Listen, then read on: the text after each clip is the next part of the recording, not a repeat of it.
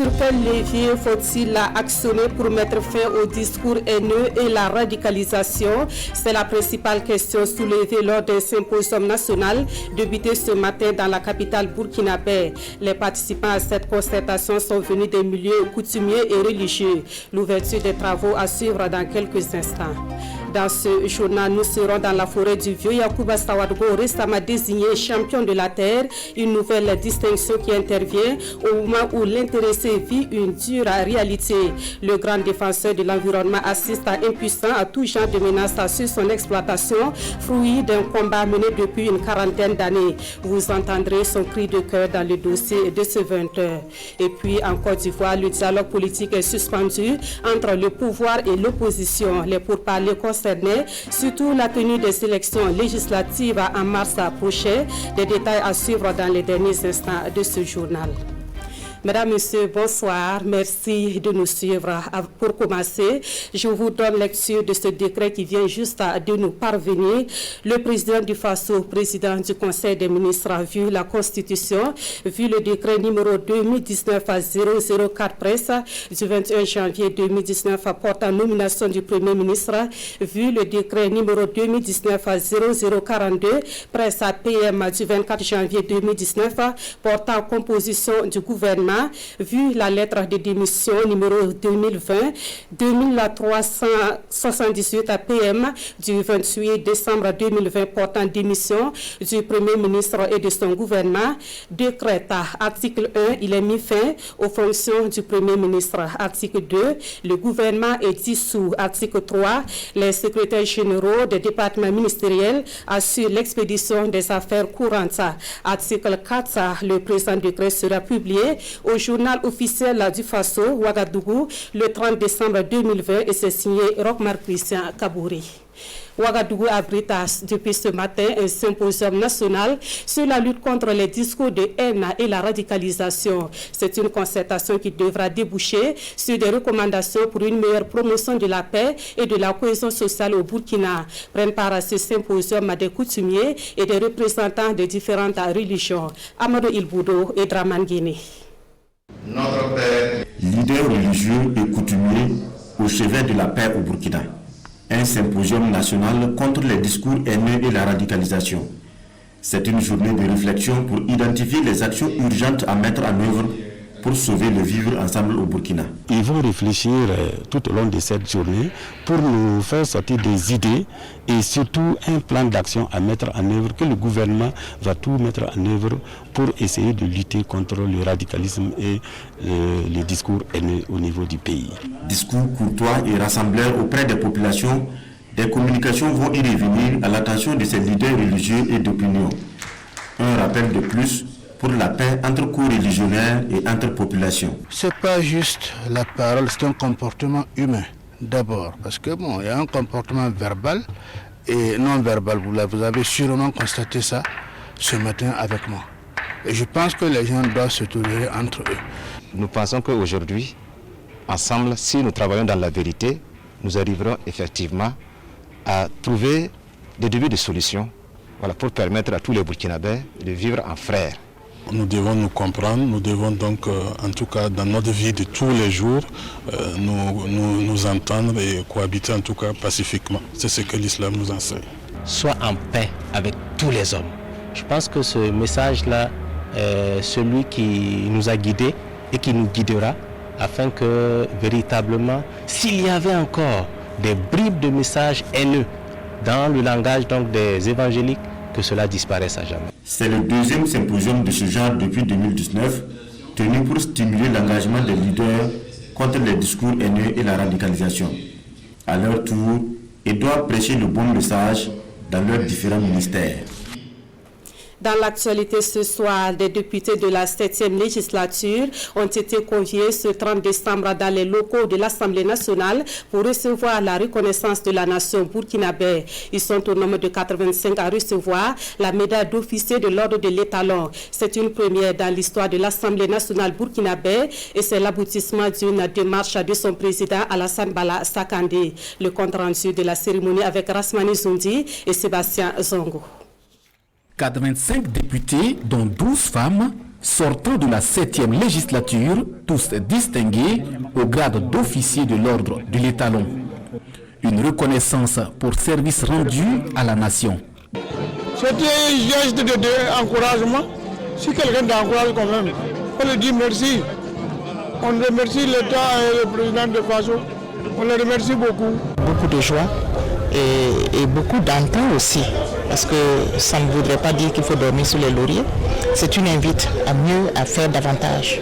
Cela est véritablement une joie et également pour moi un message de reconnaissance à l'endroit du président du Faso, des plus hautes autorités de ce pays. Moi, je ne cours pas derrière les décorations.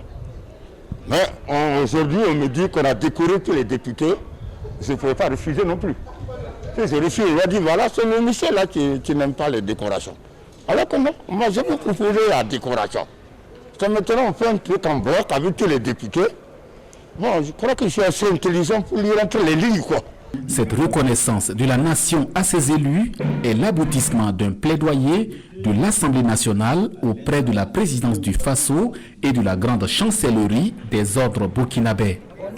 Elle est historique car aucun texte ne la prévoit. L'argument qui a été souvent évoqué, j'allais dire à tort, c'est la séparation des pouvoirs. Il va falloir que nous poussions la réflexion pour voir comment amender même les textes pour que les textes prévoient la distinction de façon systématique, pourquoi pas, aux députés, peut-être en fin de mandat ou en cours de mandat s'ils le méritent. Mais tout dépendra bien sûr de comment le débat va se mener. L'ordre de l'étalon récompense le mérite personnel et les services éminents, civils ou militaires, rendus à la nation.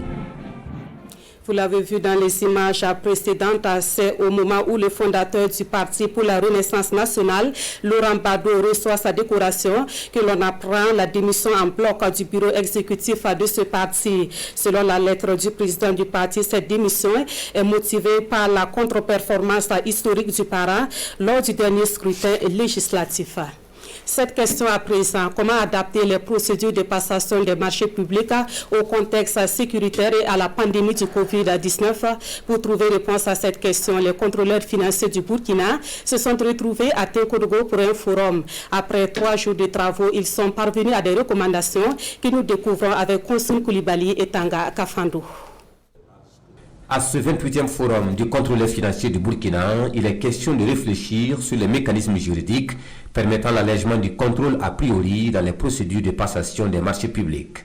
Et pour le ministre en charge des Finances, ces réflexions permettront de faire évoluer les textes pour une meilleure exécution du budget programme au Burkina Faso. Avec le budget programme, nous sommes amenés à ce que le contrôleur financier exerce sa mission en tenant compte de la nouvelle responsabilisation qui a été faite pour les ordonnateurs. Dans le budget programme, on responsabilise plus l'ordonnateur du budget et c'est bon que le contrôle puisse s'adapter et ne plus rester comme ce que nous faisons dans le cadre du budget moyen. Nous avons également souligné que même le contexte l'exige.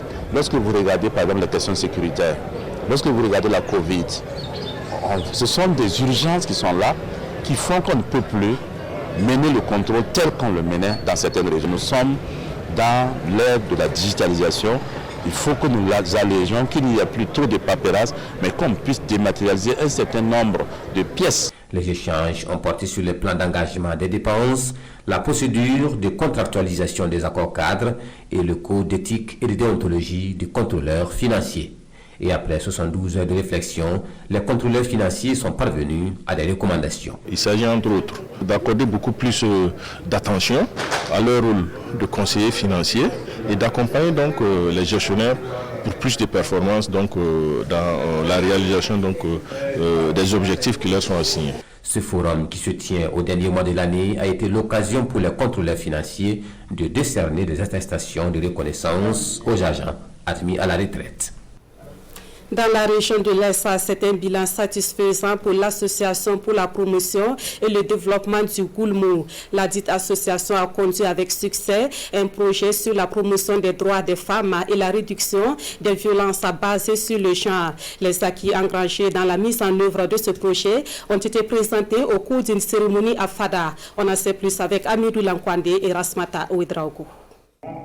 Promotion des droits des femmes et réduction des violences basées sur le genre, c'est un projet exécuté au profit de 10 villages et 10 établissements secondaires de la région de l'Est. Après 6 mois de mise en œuvre par l'Association pour la promotion et le développement du Goulmou APDG, l'heure est au bilan des acquis du projet. Nous sommes allés sur des actions endogènes. Ça veut dire que les grosses activités seront portées par les populations elles-mêmes. Et nous avons mis en place les clubs scolaires dans les 10 établissements d'intervention. Nous avons fait le renforcement des capacités des membres de l'association et la formation également des communautés de veille communautaire Swamboli qui auront en charge la mise en œuvre des activités au sein de 60 ménages dans leur localité. Et donc la façon de mener les activités sera beaucoup plus facilitée et ça va nous permettre également d'avoir des résultats probants. Un projet capital pour les principaux acteurs compte tenu de la recrudescence du phénomène des violences basées sur le genre à l'Est. On avait réussi quand même avec les autorités coutumières, à travers les sensibilisations, à réduire considérablement. Mais avec la situation sécuritaire là, les femmes errent dans la ville. Et nous avons été échanger avec ces personnes déplacées. Certaines femmes, par exemple, se mettaient à pleurer après quelques minutes d'échange. Prise en charge holistique là, nécessite que tous les acteurs, en tout cas, travaillent en tandem, notamment les associations pour nous accompagner. 21 des 27 communes de la région ont bénéficié de l'intervention de l'APDG avec notamment l'accompagnement du Fonds commun genre. Dans la Boukou du Mouna, c'est la mise en œuvre de l'assurance maladie universelle qui fait l'actualité. Sur place, des acteurs de divers domaines prennent connaissance de cette politique qui vise à améliorer la couverture sanitaire au profit de tous les Burkinabés. À la suite de cette formation initiée par l'ONG SOS Jeunesse, les bénéficiaires sont invités à s'impliquer dans la mise en œuvre de l'assurance maladie universelle. Karim Ouedraogo et Edouard Ouedraogo. Ils sont venus des 4 coins de la région de la Boukou du Mouhoun. Eux, ce sont les membres des comités de suivi et de veille communaux de la mise en œuvre de l'assurance maladie universelle. Réunis ici à Dédougou, ils bénéficient d'un renforcement des capacités. Ces participants auront pour rôle de travailler à une adhésion massive de la population à ce mécanisme. Nous servirons de pont entre les comités, la communauté et les postes sanitaires afin de les guider et de les préparer pour l'effectivité de la mise en œuvre de l'assurance maladie. C'est d'arriver à ce que les membres du comité de veille puissent avoir des rudiments nécessaires pour pouvoir suivre, collecter des informations utiles pour à même de contribuer à la mobilisation des ressources pour que l'assurance maladie universelle puisse être en tout cas un succès au niveau de la Boukou du Monde. La mise en œuvre du régime d'assurance maladie universelle adopté en 2015 connaît des difficultés parmi lesquelles la faible communication, d'où la tenue de cet atelier. Ils sont nombreux les Burkinabés qui n'ont même pas encore l'information sur cette politique. C'est une des difficultés parce qu'il faut que les gens comprennent l'intérêt pour pouvoir adhérer. Un travail de l'informel ou un paysan, comment on va faire pour recruter la cotisation? Les membres des comités de gestion des formations sanitaires sont aussi outillés. Ils devront travailler à ce que les produits soient disponibles et accessibles à tous les bénéficiaires de l'assurance maladie universelle. Autre titre de ce 20h et je vous amène dans le Yatenga, précisément sur l'espace choisi par Yacouba Sawadgo pour restaurer la terre à travers la plantation d'arbres. Aujourd'hui, le grand défenseur de l'environnement est dans l'inquiétude et la désolation malgré sa dernière désignation comme champion de la terre. Il constate avec impuissance ses efforts s'envoler à cause de certains agissements constatés dans sa forêt. Une situation aggravée par le non-respect des promesses d'accompagnement. Constantin Ouedraogo et Abdoulaye Rasmani Zongo. Yacouba Sawadgo, l'ancien commerçant de Ouaïguia reconverti en guérisseur traditionnel et surtout un agriculteur célèbre, mondialement connu et reconnu, nous fait découvrir sa forêt de 27 hectares de Gourga avec un sentiment mitigé, mêlé de crainte et d'espoir. Et il y a la joie d'abord car cette forêt, précédemment, il y a plus de 40 ans, était un endroit banal, désert, sans le moindre arbuste. Mais Yacouba Sawadgo a réussi à transformer cette banalité en une opportunité originale. Grâce à l'abnégation de Yacouba Sawadgo, qualifié de fou à l'époque, et qui pratiquait année après année la culture du zaï et plantait des arbres, il a réussi à dompter la terre morte et lui redonner vie. Le désert fait place de nos jours à une forêt. Les arbres et arbustes ont également des vertus thérapeutiques utilisées pour soigner ou guérir. Toute cette prouesse multiple lui vaut récompenses et trophées que le public ou le téléspectateur peut joyeusement caresser du regard. La dernière distinction en date est celle de champion de la Terre 2020. Au début, c'était un terrain sec et sans arbres. J'ai donc décidé de reboiser ces lieux. Je semais le mil et plantais les arbres à l'époque. En procédant ainsi, l'arbre aide la tige de mil à survivre. L'arbre aussi profite des racines de la tige de mil pour tenir.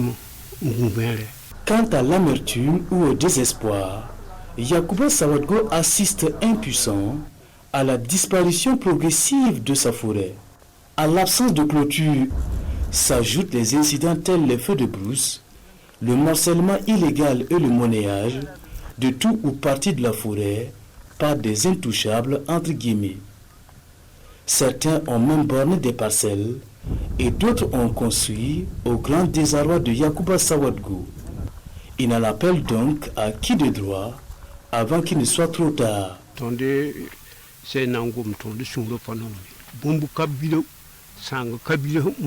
Je ne suis pas du tout content des actions de l'homme sur cette forêt. Ils y mettent le feu, ils bornent et vendent, il y a des parcelles, et d'autres même délimitent de grandes superficies et en vendent. Je n'y peux rien. Mais le gouvernement peut faire quelque chose. S'il décide, les gens vont obéir.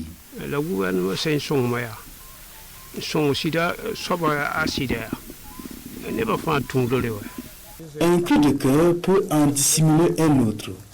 Yacouba Sawadgo ne dispose pas de documents officiels attestant sa paternité sur la forêt de Gourga et plaide encore pour que cela change afin que ce trésor national, cette forêt, puisse servir aux générations futures.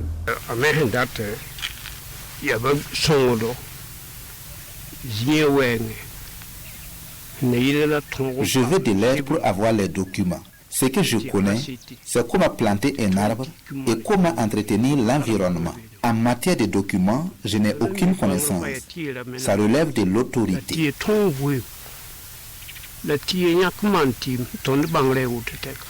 Pour Yacouba Sawadgo, les différents prix, trophées, distinctions et reconnaissances ont fait honneur au Burkina Faso, au continent africain en général et à sa modeste personne en particulier. Mais derrière, regrette l'agriculteur, aucun soutien manifeste à son égard.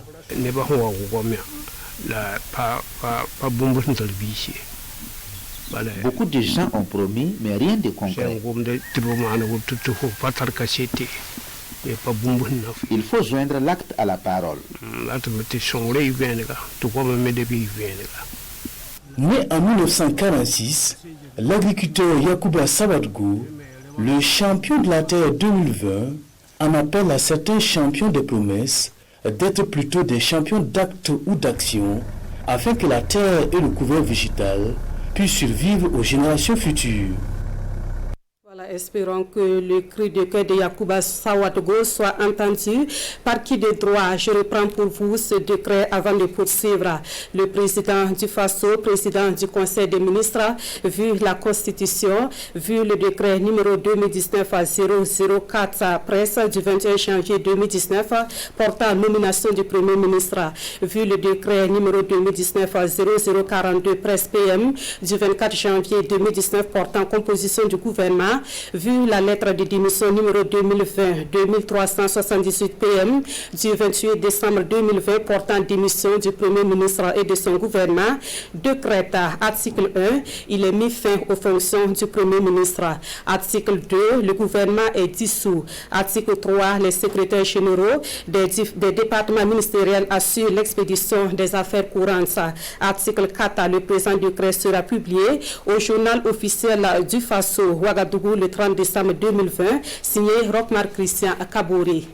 Ici, dans la capitale, la Chambre nationale d'agriculture se dote d'une stratégie en vue de mieux coordonner ses actions. Le nouveau référentiel assorti d'un plan d'action pour les 5 prochaines années a fait l'objet de validation au cours d'un atelier organisé ce 30 décembre. Kwale Mébié et Amantine Lalsaga. En conclave à Ouagadougou, ces acteurs du monde rural, membres de la Chambre nationale d'agriculture Sénat, examinent ici un référentiel de développement. Il s'agit d'un plan d'action stratégique de développement de la Sénat sur les 5 prochaines années soumis pour validation. Nous avons travaillé en tandem avec l'ensemble des chambres régionales d'agriculture pour pouvoir élaborer ces documents afin que la Chambre nationale puisse avoir un tableau de bord et avoir une vision, une orientation pour implémenter un certain nombre d'actions sur le terrain. Alors l'un des points clés de ce plan stratégique de développement est de travailler à aller dans le sens de l'autonomisation des chambres régionales d'agriculture. Dans sa démarche de se doter d'outils modernes de gestion afin de mieux assurer sa mission de représentation, la Chambre nationale d'agriculture bénéficie du soutien du ministère en charge de l'agriculture. Le secteur rural, on le sait, joue un rôle sur le plan économique, sur le plan social, sur le plan environnemental au niveau du pays.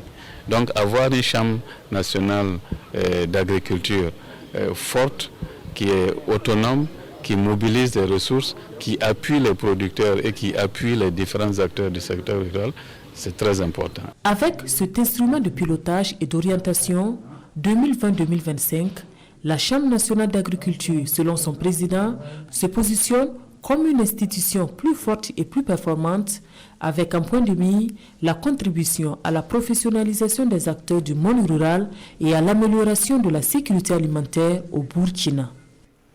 Et pendant ce temps, une foire agro-silvopastorale bat son plein depuis hier à la place de la nation de Kaya. C'est une initiative de la Chambre régionale d'agriculture du Centre-Nord pour permettre aux populations de se procurer le nécessaire pour les fêtes. À la cérémonie d'ouverture de cette foire, plusieurs producteurs de la région ont été récompensés. Nous voyons cela dans ce reportage de Amadou Ouedraogo et Chaka Ouedraogo. Des produits agricoles transformés, des produits forestiers non liés transformés, des petits ruminants et de la volaille, c'est ce qu'offre cette 4e édition de la foire agro-silvopastorale qui s'ouvre. Ce marché organisé par la Chambre régionale d'agriculture du Centre-Nord vise à promouvoir les produits locaux. À cette cérémonie de lancement officiel, les meilleurs producteurs ont été primés. Ils ont reçu des aliments à bétail, des charrettes et des tricycles afin d'accroître la productivité. Ce matériel vient à point nommé. Ça va beaucoup nous soulager et nous permettre d'obtenir de bons rendements. Nous souhaitons que cette initiative soit pérennisée. J'appelle tous les autres producteurs à redoubler d'efforts dans leur travail. Nos mérites ont été reconnus aujourd'hui. C'est grâce à notre ardeur au travail. Il n'y a pas de sous-métier. Tout travail nourrit son homme. Cette foire est un moyen d'écoulement des produits agricoles et d'élevage.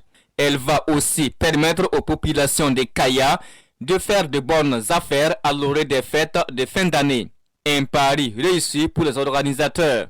Et le parrain de cette 4e édition appelle tous les acteurs à une synergie d'action afin de pérenniser cette initiative dans la région du Centre-Nord. Il faut pour nous chaque fois montrer qu'est-ce que vous avez. Là, peut-être quelqu'un peut ver quelque chose. Ils ne savent pas s'il vient au niveau du Centre-Nord, il va trouver ça. Or, il y en a. Donc, c'est à cause de tout ça. Et puis, encourager aussi les producteurs d'aller de l'avant. Parce que c'est pourquoi si on dit peut-être quelqu'un qui lave au dos, il faut quand même trouver des solutions. Laver au visage aussi. Donc c'est ce qui en tout cas nous motive à venir chaque année et de constater que de plus en plus Et ça augmente, on voit que ça s'améliore et ça s'augmente. Donc c'est pour ça que nous tirons notre grande satisfaction et nous sommes vraiment fiers d'être venus encore une fois pour encourager ces acteurs-là. La région du centre-nord regorge de nombreuses potentialités agricoles et d'élevage. Ce genre de rendez-vous est une tribune pour nouer des partenariats et aussi un cadre de partage d'expériences entre les producteurs de la région du centre-nord. À Ouagadougou, c'est une fois dans un tout autre domaine qui s'apprête à refermer ses portes. Il s'agit du Salon international du prêt-à-porter africain de Ouagadougou. Les clients se bousculent sur le site d'exposition, ce qui permet aux exposants de faire de bonnes affaires. Constat et réaction dans ce télémassin, Rasmani Zundi et Amadou Marcel Tou. 10 jours après son ouverture, le Salon international du prêt-à-porter africain de Ouagadougou, SIPAO, draine toujours du monde à la place de la nation. Des vêtements, des chaussures, des sacs et autres articles, les clients ont l'embarras du choix, mais il faudra juste savoir marchander. Moi j'ai pris seulement le haut qui m'intéresse, le pantalon. Ah, d'accord, okay. Je pense que c'est très bien cousu, ça vaut le prix. C'est le temps qui sont durs seulement, quoi. Sinon c'est du bon travail. J'aime bien les choses originales. Les vêtements pour les filles notamment, et les sacs à main, les choses comme ça, mais des choses faites avec des choses de récupération par exemple.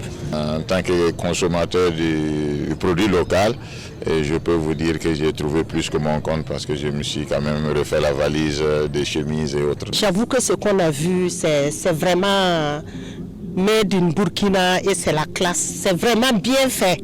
C'est des tissus de qualité. Le SIPAO 4, c'est la promotion de la mode dans toutes ses formes, mais également un cadre d'expression des autres arts, notamment l'art plastique. On expose souvent, mais les SIPAO, on voit que ça, il y a beaucoup de monde qui viennent visiter. Et par exemple, les fauteuils que vous voyez en capsule que je viens de confectionner, les gens aussi adorent ça. À terme, ce salon aura offert un véritable cadre de bonnes affaires pour la majorité des exposants, et ce, malgré la menace du Covid-19. On rend gloire à Dieu pour la réalisation de cet événement. Parce qu'avec la crise sanitaire que nous vivions, il y a beaucoup d'événements qui ont été annulés. On est presque dernier jour de CPO. En tout cas, c'est bien passé. En tout cas, on est très très content, c'est bien passé. En tout cas, on a eu beaucoup de marchés. Vous-même constatez, semble c'est presque vide. Beaucoup de clients et beaucoup de contacts aussi et beaucoup de relations aussi. En attendant la prochaine édition, le SIPAO 2020 va refermer ses portes ce 30 décembre avec un défilé de clôture. Le tout sur une note de satisfaction selon les organisateurs. Autre point de l'actualité, si vous faites un déplacement ou une escale à Boromo, vous pourriez vous loger au relais touristique qui offre désormais de meilleures conditions. Ce centre d'hébergement d'une trentaine de chambres offre également un cadre pour des conférences et un autre pour la restauration. Le relais touristique de Boromo, inauguré dimanche dernier, a été réhabilité à environ 400 millions de francs CFA. Lassina Ouattara, Amadou Marcel Tou. Le relais de tourisme de Boromo rouvre ses portes. Situé au bord de la route nationale numéro 1, le site réhabilité est désormais opérationnel avec une trentaine de chambres, une salle de conférence de 150 places et une dizaine d'appartements, entre autres. Nous nous réjouissons avec les populations de Boromo que ce relais touristique historique pour cette ville, finalement, est fait pour neuve. Parce que c'est quand même un investissement de plus de 400 millions de francs que le ministère de la Culture, des Arts et du Tourisme vient de réaliser pour donner une nouvelle vie évidemment à cette ville. Ce qui va contribuer évidemment à accroître aussi les recettes au profit de la commune, à donner de l'emploi aux jeunes de la commune, bref, à créer du développement dans cette ville carrefour de Boromo. Il renforce ainsi ses prestations en matière d'hébergement et de restauration et par là le développement du tourisme dans la région de la Boucle du Monde. Il faut qu'à partir de maintenant, pour des raisons de tourisme, les gens modifient leur façon de se déplacer. Quitter Ouaga un peu tard, venir passer la nuit à Boromo et continuer à Bobo. Et inviter son partenaire d'affaires à le rejoindre ici. Donc ça c'est du point de vue affaires, point de vue social, point de vue économique. Mieux encore, le relais rénové dispose de boutiques où seront exposés des produits de l'artisanat typiquement burkinabé. De quoi promouvoir davantage le savoir-faire local. Parlons à présent de tradition, un sujet qui nous amène au canton de Sabré dans le centre SA. Dans cette localité, les populations se sont mobilisées vendredi dernier pour la fête coutumière du chef de canton. Au-delà de l'aspect festif, un appel a été lancé pour l'unité, le dialogue et le vivre ensemble. Les temps forts dans ce reportage de Kosun Koulibaly et Tanga Kafando. Aujourd'hui encore, comme à chaque dernier vendredi de l'année, Naba Kougri, chef du canton des Abrés, sacrifie à la tradition.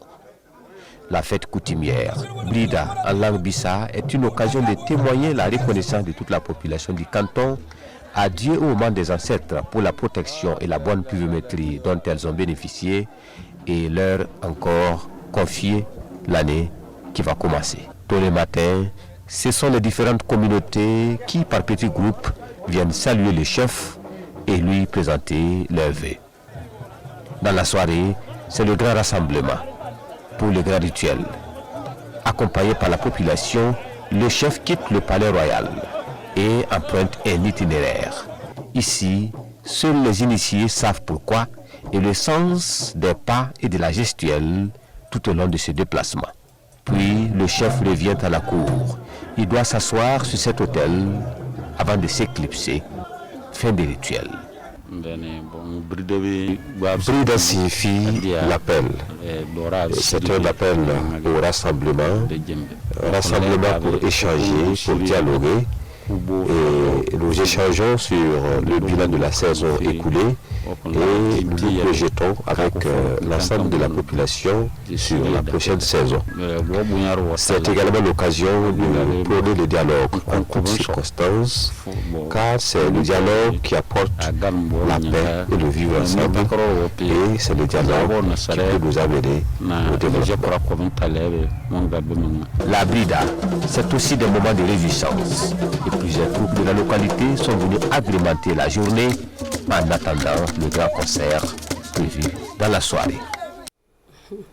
L'actualité à l'étranger nous conduit en Côte d'Ivoire. Le dialogue politique voulu par le président Alassane Ouattara est dans l'impasse. Le pouvoir et l'opposition n'ont pas trouvé d'accord formel après une semaine de discussion.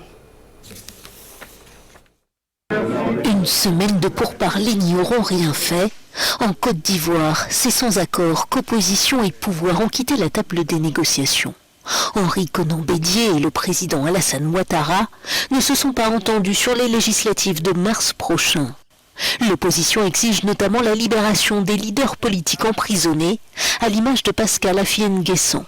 Il est poursuivi pour avoir proclamé un régime de transition après la réélection controversée d'Alassane Ouattara à un 3e mandat fin octobre. Les violences liées à cette élection que l'opposition avait boycottée ont fait 85 morts et des centaines de blessés. Et pour compléter cette actualité sur la Côte d'Ivoire, l'on apprend ce soir que Pascal Affi-N'Guessan est libre. Sa liberté a été ordonnée par le juge d'instruction devant qui il était ce 30 décembre. Mais son avocat précise que le président du FPI reste sous contrôle judiciaire. Pascal Affi-N'Guessan avait été arrêté début novembre pour une trentaine de chefs d'accusation, notamment le complot contre l'autorité de l'État. Et pour terminer, je reprends pour vous ce décret. Le président du Faso, président du Conseil des ministres, a vu la Constitution, vu le décret numéro 2019-0004 presse du 21 janvier 2019 portant nomination du Premier ministre, vu le décret numéro 2019-0042 presse PM du 24 janvier 2019 portant composition du gouvernement, vu la lettre de démission numéro 2020-2378 à PM du 28 décembre 2020 portant démission du Premier ministre et de son gouvernement. Décret article 1, il est mis fin aux fonctions du Premier ministre. Article 2, le gouvernement est dissous. Article 3, les secrétaires généraux des départements ministériels assurent l'expédition des affaires courantes. Article 4, le présent décret sera publié au journal officiel du Faso, Ouagadougou, le 30 décembre 2020, signé Rochmar Christian Kaboré. Et c'est la fin de ce 20h. Merci à vous qui l'avez suivi. L'édition de 23h vous sera présentée par Mounira Kéré. Merci de votre fidélité à la RTV.